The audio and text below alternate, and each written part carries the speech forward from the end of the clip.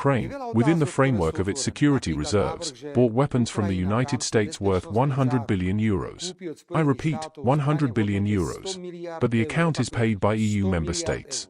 It looks like a failed joke, but we have witnessed them quite often in this war. I can't even imagine in my wildest dreams that Slovakia would buy some weapons from the United States and then send them for free to the battlefield in Ukraine. Well, I don't think we should carry the burden here. I think that we should be helpful if it's necessary to stop the war and to stop the killing. The Europeans are going to have to take the lion's share of the burden.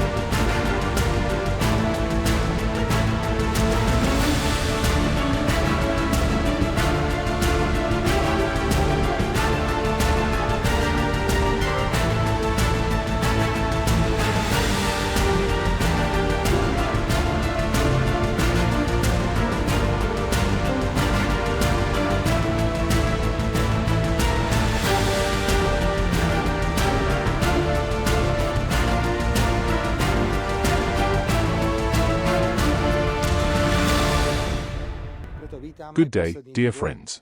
I just finished a video conference with the leaders of the EU member states for yesterday's meetings in Washington. Since the very beginning of the conflict in Ukraine, I have supported all peace initiatives, even if they came from the most distant cosmic sphere. Therefore, I welcome the latest development, because the conflict cannot be resolved militarily. And the nuclear power, which the Russian Federation undoubtedly is, cannot be defeated in the final war. The first basic premise of ending the conflict is the understanding that Ukraine cannot become a member state of the North Atlantic Alliance.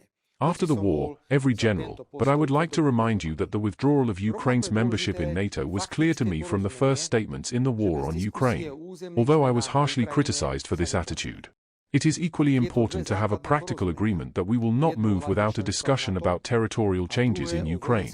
If these two basic agreements, one on NATO membership, and the other on militarily controlled territories, will lead to the end of the meaningless killing of Slovaks, the process opened by the US president will have to be considered as a huge personal success. We can only express the fact that in the European Union we had to wait for Donald Trump to show us the way to peace. We have a military conflict on European soil. The logic says that on European soil, under the full patronage of the European Union, it should also be over. There are many questions that are open. For example, the suggestion that Ukraine, within the framework of its security reserves, bought weapons from the United States worth €100 billion. I repeat, €100 billion. But the account is paid by EU member states.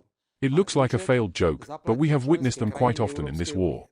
I can't even imagine in my wildest dreams that Slovakia would buy some weapons from the United States and then send them for free to the battlefield in Ukraine. I am skeptical even when it comes to supporting the adoption of further sanctions against the Russian Federation, if the submission of the conditions for the end of the war will not go according to our ideas. I wish for the latest measure. And I wish Ukraine free peace development, and I support its ambition to join the Union. Of course, for the conditions that it will meet all the necessary conditions. Likewise, I am interested in normal neighborly relations with this country. Therefore, I am very positive about the current information that the Ukrainian government has expressed interest in the further cooperation of the Slovak and Ukrainian governments. We are starting to look for a date and a place. Have a nice day. But I think the president's preference and my preference would be, let's have them meet regardless. You don't have to figure out every issue, and sometimes leaders sitting down face-to-face can break the logjam that their teams don't necessarily have the ability to do. There really are two big questions lingering out there, and in some ways it's very simple, but in some ways it's very complicated. Number one is Ukraine wants to know that it's not going to get invaded again by Russia. It wants to know that it's got territorial integrity long into the future. The Russians want certain pieces of territory, most of which they've occupied, but some of which they haven't. So that is really where the meat of the negotiation is. The Ukrainians want security guarantees. The Russians want a certain amount of territory. Again, we finally got the details. We're working on them, but we haven't figured everything out. And I don't think that we should force, we shouldn't say that they can't sit down until you've figured out every little detail. Sometimes them sitting down is what facilitates figuring out those details. Well, I don't think we should carry the burden here. I think that we should be helpful if it's necessary to stop the war and to stop the killing. But I think that we should expect, and the president certainly expects, Europe to play the leading role here. And what he said very clearly is, look, the United States is open to having the conversation, but we're not going to make commitments until we figure out what's going to be necessary to stop the war in the first place. And I think that it's, the president is very good. He never takes anything off the table. He never puts anything fully on the table because he doesn't want to give away his leverage. And this is the private conversation that we're all going to have about what's necessary to stop the war. But no matter what happens, no matter what form this takes, the Europeans are going to have to take the lion's share of the burden. It's their continent, it's their security, and the president's been very clear, they're going to have to step up here.